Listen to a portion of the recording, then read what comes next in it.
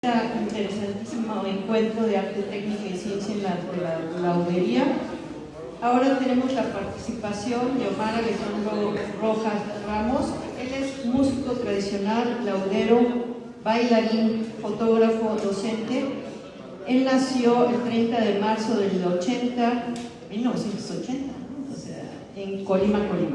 Egresó de la licenciatura en danza escénica de la Universidad de Colima y realizó una maestría en docencia en la Universidad Latina de Cuernavaca, Morelos. Como músico y laudero se ha capacitado con el maestro Arcadio Baxi, escribano, en la jarana veracruzana, con José Luis Constantino Villegas, el son del jarocho de los Tuxtlas, Clemente Cárdenas en el acordeón norteño, Humberto Gaspar, mariachi tradicional, y ha trabajado también en música y musicalidades en la creación escénica. ¿Y con quién creen? Con Cándido Cruz en la laudería. También con el maestro Joaquín López en música aplicada a la danza, entre otros. Y en esta ocasión nos va a platicar, va a ser una reinterpretación de instrumentos tradicionales. Muchas gracias, Omar Alejandro. Adelante, por favor.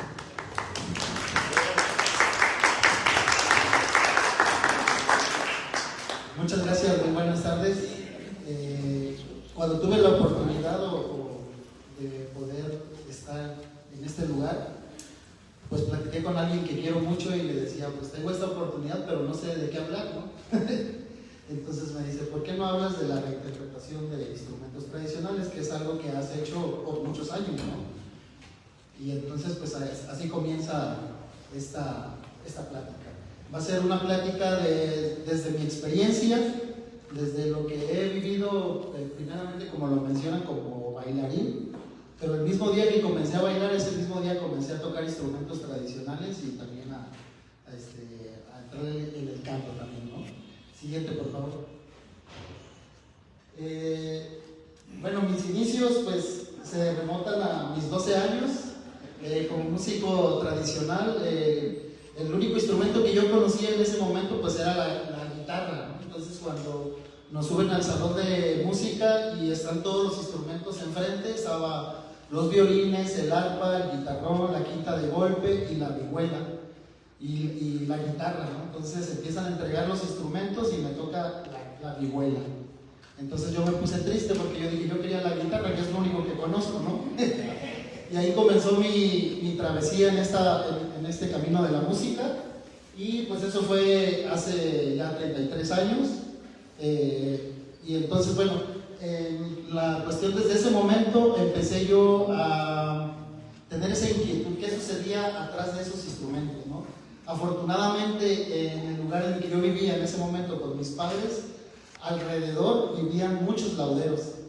Había lauderos de quintas de golpe, de vihuelas, había lauderos de arpa, había gente que hacía cuerdas también de tripa, y bueno, vamos a ir hablando sobre eso. La siguiente, por favor. Don Ladislao Valencia López es uno de mis maestros en lo que es el arpa tradicional de Occidente, para sones de mariachi tradicional.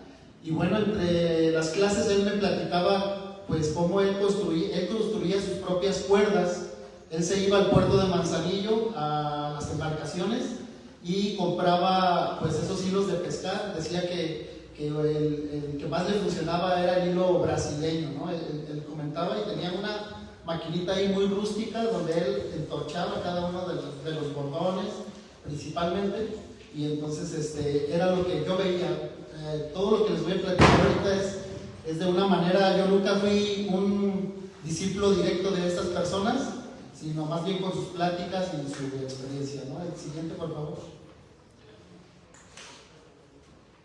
Don Eusebio era, porque ya falleció, un violinista tradicional que llega de Río Verde, San Luis Potosí, a Colima, y tocaba en la calle principal del centro de Colima, y yo pasaba por ahí y lo veía, pero siempre, como era muy penoso, pues me daba pena acercarme a platicar con él, ¿no? Hasta que un día puse una moneda en su gorra y me sonríe y le hago un comentario, me siento al lado de él y empiezo a platicar, ¿no? Y entonces ahí viene toda esta historia.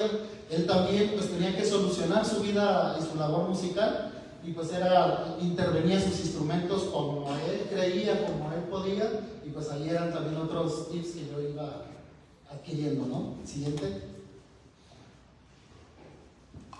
Aquí este maestro Jaime Irigoyen Infante, pues también con él tomé algunas clases de guitarra clásica, y pues las clases las daba ahí en su taller. Entonces pues yo veía cómo llegaban la gente que llegaba a llevarle trabajos, y él comenzaba a compartir. También él no tuvo hijos varones, tuvo solamente una hija, y ahora que lo vi en diciembre, este diciembre pasado, pues todavía sigue compartiéndome todos sus tips, ¿no? Oye, pues yo le hago así, oye, ya te platiqué de esto, mira, anótalo, escríbelo, no se te olvide, ¿no? Entonces, compartiendo también todo eso que cree que pues a nadie se lo va a dejar, porque también lo que él tiene es que se encerró en su taller y no usaba celular hasta hace muy poco, entonces no conocía muchas cosas del exterior que actualmente pues vemos, ¿no? Videos, tutoriales, etcétera, ¿no? Siguiente, por favor.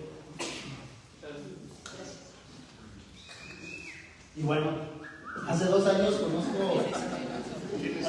conozco al maestro Cándido, y pues ha sido sí una fortuna que lo haya conocido en el tercer encuentro de laudería como pues ahí nos vimos y comenzamos a platicar. Yo ya conocía su trabajo, pero no tenía la fortuna de conocerlo en persona, y bueno, de ahí comenzó una gran amistad que agradezco muchísimo, maestro, por todo lo que comparte con nosotros y principalmente conmigo, ¿no?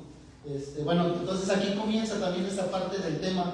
Todo lo que yo fui creando desde una manera intuitiva también y de necesidad fue con base a lo que yo leía, veía en los libros, y entonces comencé haciendo instrumentos tradicionales de percusión. Tengo un taller que se llama Percusón, y entonces hago instrumentos de percusión para el son, ¿no? Para el son mexicano en general. Y entonces uno de mis primeros acercamientos a los instrumentos de cuerda pues fue también con el maestro Cándido, y bueno, reinterpretando todo esto que yo ya había tocado desde los 12 años, que eran los violines, las guapangueras, las jaranas, los requintos, ¿no? El arpa, el guitarrón. Pues ahora viene otra parte, ¿no? Entender qué pasa, ¿no? Detrás. Siguiente, por favor. La reinterpretación en la construcción de instrumentos musicales, en este caso tradicionales, pues es combinar el respeto de la tradición con la búsqueda de la innovación, ¿no? ¿Qué más se necesita? ¿Qué más puedo agregarle? ¿Qué más puedo hacer? Y una frase también de uno de mis maestros es: para hacer hay que conocer. Si yo ya conozco cómo suena ese instrumento, si yo ya lo ejecuto, si yo ya lo he visto por muchas veces, pues ahora también podemos entender qué más puedo mejorarle, qué más puedo hacer. O si hago nada, como esto que están viendo ahí en la fotografía y aquí, pues es una jarana huasteca, pero tiene muchas cosas que hemos estado junto con la guía del maestro, pues haciendo esta reinterpretación, ¿no? Y entonces viene desde un conocimiento para poder hacer esas pequeñas o grandes mejorías, tal vez, ¿no? El siguiente, por favor. Pues hoy no solo se replican los modelos antiguos, sino se exploran nuevas técnicas, como lo vemos aquí en el tacón. El tacón de esta jarana es ese que vemos ahí. La forma no es la tradicional, y también pues lo vemos, está sellado en laca. Esto pues sabemos que por ahí entra y sale lo que es los cambios de humedad, ¿no? Entonces, si un tacón no está bien sellado, pues podemos tener deformaciones, torsiones en el brazo o muchas otras implicaciones en la tapa o en el fondo, ¿no? Los materiales también, se exploran materiales en las jaranas huastecas, que es de lo que voy a estar hablando también en este momento.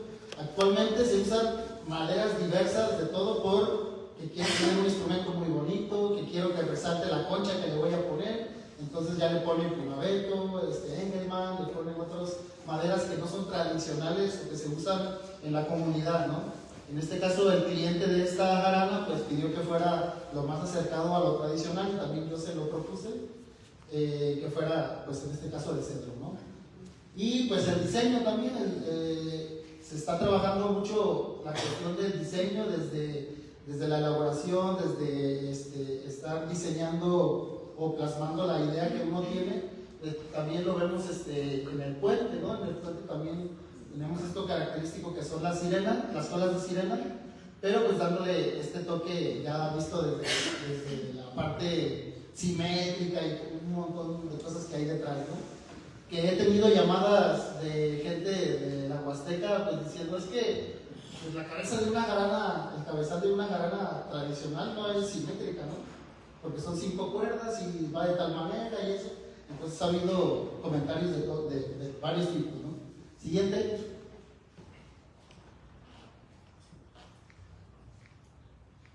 Ajá, ¿qué se busca mejorar con la reinterpretación? Pues lo principal también es el sonido. El sonido, pues es tener que conservar lo que existe.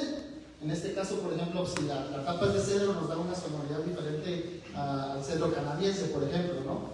Pues es que no suena huasteco, pues es que sí, pues si le metiste otras cosas que no eran, ya cambió el timbre, ya cambió el saborcito, ¿no? Entonces, sí, bueno, el sonido, pero también es la durabilidad, como lo vimos en el tacón, pues es cuidar todos estos elementos que van a hacer que este instrumento pueda durar infinidad de años, ¿no? Más de una vida. Y entonces eso se está implementando aquí en la parte interna y en la parte, por ejemplo, de la tapa también, que tiene una bóveda también, que eso hace que tenga mayor estabilidad y resistencia, ¿no? a la parte de la tensión.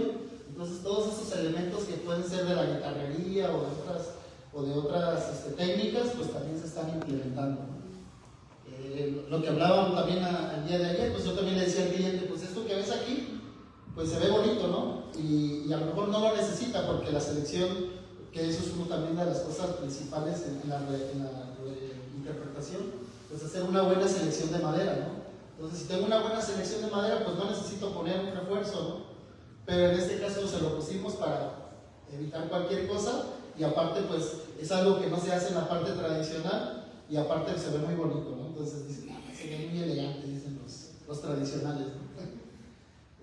La ergonomía, sí, se está buscando también que, como sabemos, los instrumentos tradicionales siempre han sido burdos, muchas veces son muy pesados, muy gruesos, ¿no? Muy anchos, las papangueras, por ejemplo, son muy anchas y luego, pues después de tocar 5 horas en un baile o en una celebración, pues terminan con sus brazos y sus espaldas cansados, ¿no?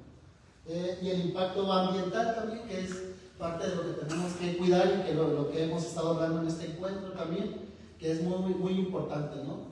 Y con este tema también, siguiente por favor. En la pandemia yo elaboré mi primer instrumento de cuerda, que fue con Alejandro Loredo, también un músico tradicional y que también construye instrumentos del son jarocho, alumno también del maestro Daniel Guzmán. Lo primero que me dice cuando nos vemos es para la clase, me dice, pues ¿qué quieres hacer? No sabía yo si una jarana o una guitarra de son, y pues viene esta parte, ¿no? Yo todavía llevaba esa idea de que mi instrumento tenía que ser de una sola pieza, ¿no? Escarbado, porque así es la tradición, ¿no? Y entonces ya me explica él todo eso que hay detrás, desde, mira, con un bloque de madera podemos hacer todo un instrumento, ¿no? Sin desperdiciar y sin tirar tanta madera. Y la otra es, puede haber un instrumento muy bueno ensamblado, como puede haber un mal instrumento ensamblado, ¿no? O también un instrumento de una sola pieza muy bueno, como muy malo. Depende de la manera en que se elabore, ¿no? Entonces, siguiente, por favor. Ese es el primer instrumento que yo elaboro de cuerda, que es una guitarra de son. Siguiente. Y pues el rediseño ergonómico es adaptar a las capacidades y limitaciones humanas para prevenir lesiones, que es lo que hablábamos, que se ha estado hablando también, reducir la fatiga y mejorar la productividad, ¿no? Le digo, estos músicos pues ya no solo tocan en las fiestas tradicionales, en las danzas, ahora tocan bailes completos por horas y diario, ¿no? Entonces están en la búsqueda de eso, de que su instrumento pues les sea cómodo, les sea funcional. Y también, bueno, en otros instrumentos que van a ver, yo tuve la fortuna de trabajar con un doctor especialista en músicos y bailarines, y entonces nos poníamos a ver este instrumento cómo se coloca, dónde debe de ir, qué postura debo de tener. Para la danza también, cómo va el golpe, qué tiene que ser, para qué estilo vas a elaborar ese instrumento, para tap, para folclore, para flamenco, que son distintos los golpes, las percusiones, ¿no? Siguiente, por favor. Y bueno, les decía que yo empecé elaborando tarimas. Yo como bailarín, pues bailábamos en tarimas muy pesadas, muy gruesas, que eran practicables, se les llama en el escenario, ¿no? Entonces, pues eso es lo que había y terminábamos cansadísimos. Entonces yo comencé a idear y comencé a elaborar un instrumento como este. Bueno, la tarima se dice que es un instrumento, pero no se elabora como un instrumento, ¿no?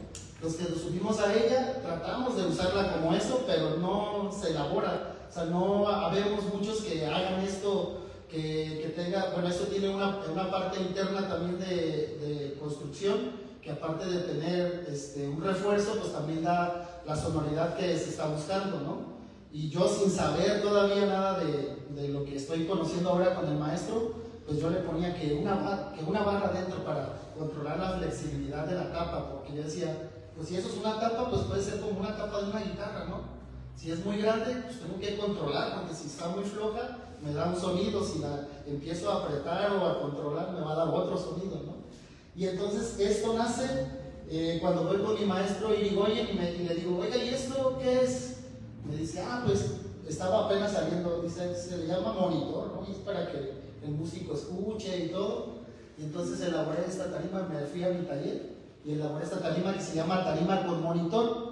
Está completamente cerrada y solamente tiene esas dos bocas en la tapa de percusión. Y entonces cuando se suben a zapatear, el sonido llega a la cara, lo siente uno y lo percibe. Y esto se ha estado utilizando para gente que tiene baja audición. Ellos lo han descrito así, que ellos, en lugar de que el sonido viaje para todos lados por el piso, pues ellos lo sienten en su cuerpo, ¿no? Vamos a escuchar cómo suena una tarima así. Despierta mi corazón, recupera los colores, en nuevos fulgores, mi alma exuda pasión, si el volcán de ilusión estallo en música y danza, la palabra en mí se afianza, oigo la voz encendida, en el cielo de mi vida, la solución de la esperanza.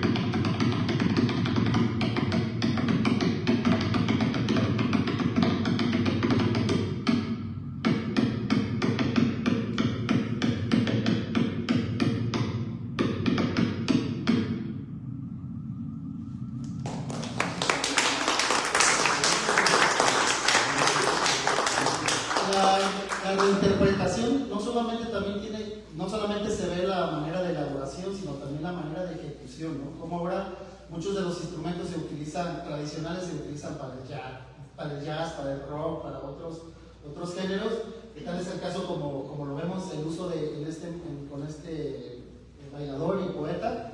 y también yo tuve la fortuna de grabar una película, la música de una película, donde era toda una orquesta y no quisieron utilizar percusiones adicionales, más que la percusión era la tarima. Entonces eso fue muy padre, ¿no? Porque había todos los violines, todos los instrumentos de cuerda, y solo la percusión era una tarima, ¿no? Entonces, por ahí está la película. Ahí luego la vemos. El siguiente, por favor. Siguiente. Bueno, también en la reinterpretación se ven las nuevas estéticas y los acabados. Aunque se respeta la belleza intrínseca que ya tiene los instrumentos como tal, se hacen otro tipo de acabados en los músicos. Los constructores tradicionales actualmente, por desconocimiento, pues hacen unos acabados gruesísimos, que los quieren que brille, que sea como un vidrio, y pues eso afecta, ¿no? Ciertamente al sonido, ¿no? Se aplican incrustaciones. Ahora el mejor instrumento y el más caro pues es el que tiene todas estas incrustaciones en concha, ¿no? Y para yo en el escenario mostrarlo pues se puede decir que lo mejor para ellos, ¿no? Pero bueno, arriba vemos la parte tradicional, que es con pedazos de madera, incrustaciones de madera, y abajo es la que estamos haciendo actualmente en este instrumento. Y pues las formas también se les da un toque contemporáneo. Ya las cabezas son como bajos sextos, como guitarras eléctricas, tienen otro tipo o bueno, también incluyen el recorte como bajo sexto también, o requinto, ¿no? Siguiente, por favor.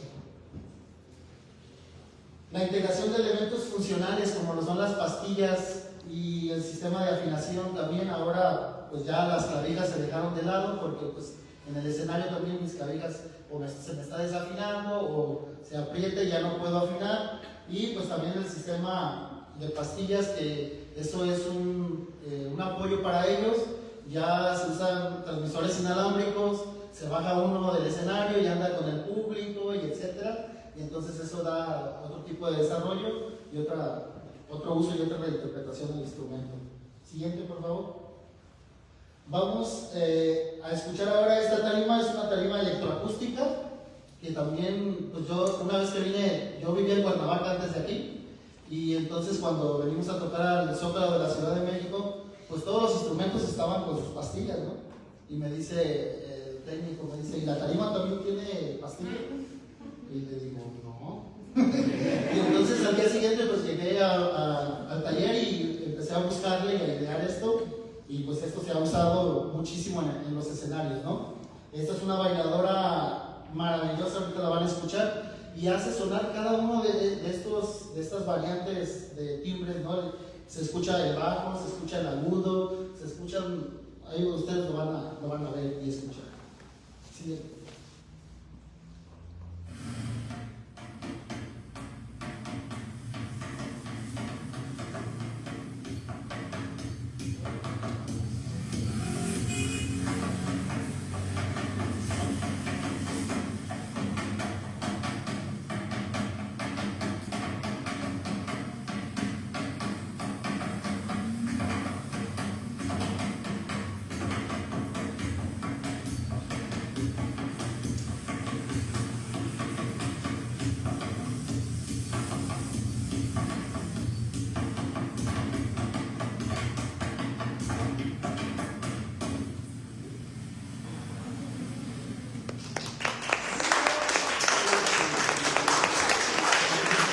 Esta prueba de sonido no fue conectada, solo fue acústica, pero pues es una gran ventaja, ¿no? Porque yo les digo, es que pues tú ya andas en el Auditorio Nacional o en otros países, pues es importante que llegues también y te conectes, ¿no? Y bueno, ya todas las bailadoras que traen estas tarimas, pues traen su caja directa, sus cables y todo, y ellas mismas aprenden a conectarse, porque sí ha habido ocasiones donde los técnicos les descomponen las pastillas, ¿no? Las jalan, ¿qué le pasó, no? Entonces yo les aconsejo y les enseño para que puedan usarlo, ¿no? Y conectarlo. Siguiente, por favor.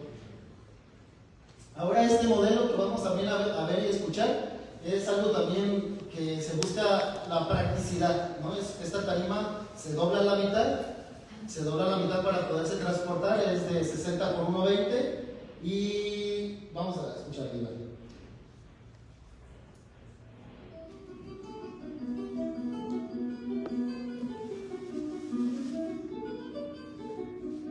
Las bocas sirven también para poderla cargar.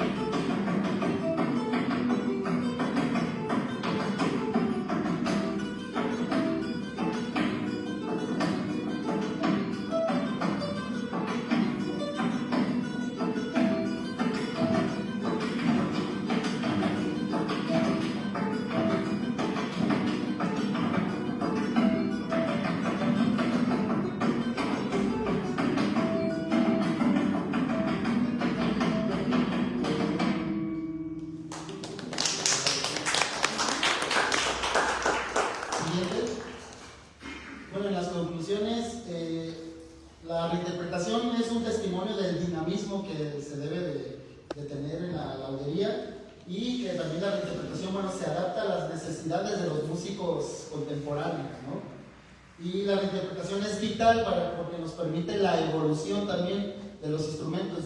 Yo he visto cómo, pues en todos los años que tengo como músico tradicional, todas las modificaciones que han tenido los instrumentos, especialmente los huastecos, ¿no? Que ya se le han quitado cuerdas, que se le han implementado cosas, los puentes han cambiado, antes eran de acción directa o de amarre, y ahora ya se usa el hueso para poder poner un piezo eléctrico, ¿no?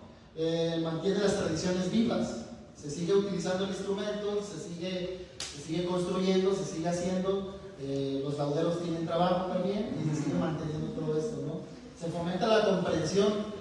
Conocemos eso que ya usábamos, ahora lo podemos comprender, ¿no? Que es lo que me está pasando con el maestro Cándido, que es comprender todo esto que ocurre en este instrumento, ¿no? ¿Qué ocurre dentro de él? ¿Qué ocurre con todo lo que está aquí implementado, ¿no? Y estimula la creatividad de nosotros, ¿no? Es buscar hacer un instrumento tradicional, como dice, pero buscando innovar también. Esto es la figura de un sol huasteco que se usa en todo, pero es ponerle también nuestro sello, ¿no? Que no se parece a ningún otro, que tiene algo nuestro, y pues de eso se trata. Siguiente.